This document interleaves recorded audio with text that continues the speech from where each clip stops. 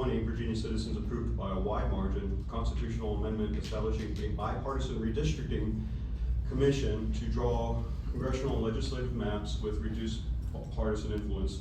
That reform was designed to endure beyond any single election cycle. The General Assembly has now advanced the proposed constitutional amendment, HJ 4, that would temporarily authorize lawmakers to redraw congressional districts mid-decade, specifically for the 2026 and 2028 elections, before returning to the commission process after 2030. Many residents view this as a departure from the system citizens approved in 2020. A separate but serious concern involves the referendum timeline. Article 7, Section 1 of the Virginia Constitution requires that a proposed amendment not be submitted to citizens sooner than 90 days after final passage by the General Assembly. Final passage occurred on January 16, 2026, making April 16, 2026 the earliest date for submission. Early in-person voting for the April 21st referendum begins March 6, more than 40 days earlier.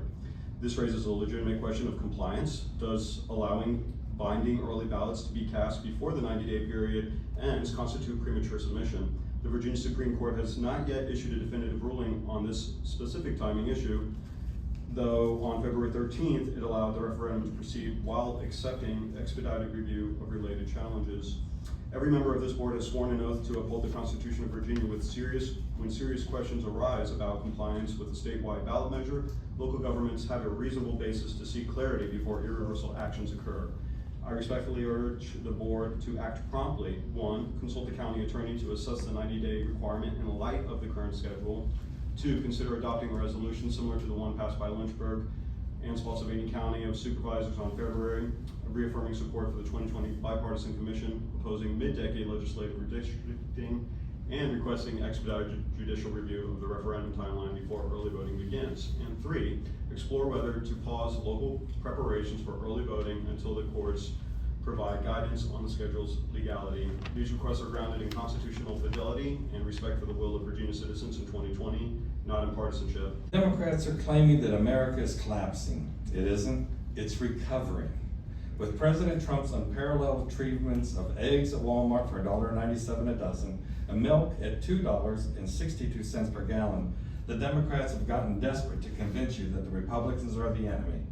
Under Republican Governor Glenn Youngkin, Virginia enjoyed a thriving business sector with a $2.7 billion state tax revenue surplus.